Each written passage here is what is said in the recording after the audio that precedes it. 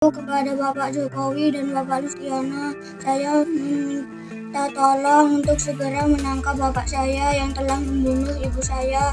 Tragedinya pada tahun 2015 di depan saya sendiri. Kisah pilu dua bocah menyaksikan ibunya tewas ditikam ayah kandungnya pada 7 tahun lalu.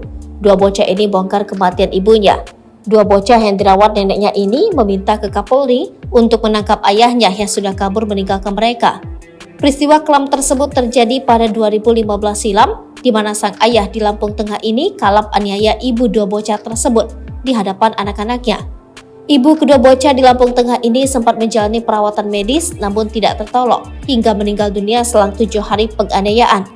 Kedua bocah tersebut berinisial TA dan SA sempat viral karena meminta bantuan kepada Presiden Jokowi dan Kapolri Listio Sigit Prabowo.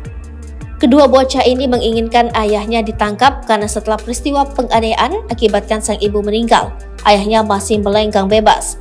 Di samping itu, sang ayah kabur sehingga kedua bocah ini hanya tinggal bersama sang nenek bernama Sulastri. Pasca peristiwa naas yang disaksikan langsung oleh kedua bocah itu, hingga saat ini mereka tidak pernah bertemu atau berhubungan dengan sang ayah Rangga Prayoga selama 7 tahun. Kekecewaan TA dan SA kepada ayahnya yang tega menganiaya ibu hingga meninggal, parahnya lagi sang ayah menelantarkan mereka. Sulastri selaku nenek mengatakan sejak peristiwa nahas itu, TA yang kini duduk di bangku kelas 6 SD harus membantu dirinya bekerja sebagai buruh serabutan tebas tebu. Sebab Sulastri yang sudah tua hanya kerja sebagai buruh kasar panggilan.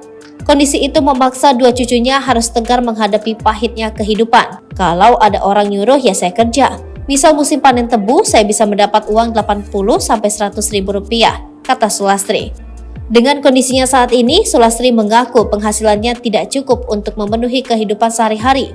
Apalagi ketika tidak ada panen tebu, Sulastri harus hilir mudik mencari apa yang bisa dikerjakan, seperti buruh semprot tebu atau memupuk singkong dengan upah sekedarnya. Semoga rezekinya lancar terus dan dua cucu yang saya rawat masa depannya baik harapannya. Sulastri menceritakan apa yang dialami kedua bocah ini bermula tahun 2015 saat bulan Ramadan. Mereka berkumpul untuk buka puasa bersama dengan status ayah dan ibu telah bercerai. Saat itu Sulastri sedang pergi bekerja membuat kue untuk lebaran. Saya baru mau mulai kerja, tahu-tahu saya dipanggil suruh pulang. Setibanya di rumah pukul 21, Sutrisnawati, ibu sudah terkapar bersimbah darah di hadapan kedua anaknya, ujarnya.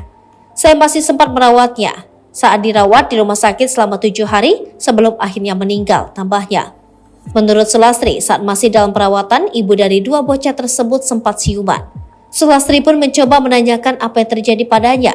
Namun sang ibu enggan menceritakan yang terjadi hingga menghembuskan napas terakhir. Sang ibu sebelum meninggal hanya berwasiat, jangan sampai TA dan SA dibawa ayahnya, kata Sulastri.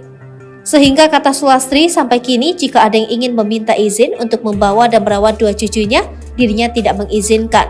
Sulastri menyebut jika TA dan SA akhirnya meminta bantuan pada Presiden dan Kapolri karena sang ayah tak kunjung tertangkap. Sejak dilaporkannya kejadian itu pada 2015 lalu, tidak ada tindakan, bahkan sang ayah masih berkeliaran bebas tanpa tanggung jawab. TA, SA, dan keluarga besar sudah setuju jika sang ayah ditangkap dan dipenjara. Namun tidak ada kepastian dari polisi hingga saat ini, tandasnya.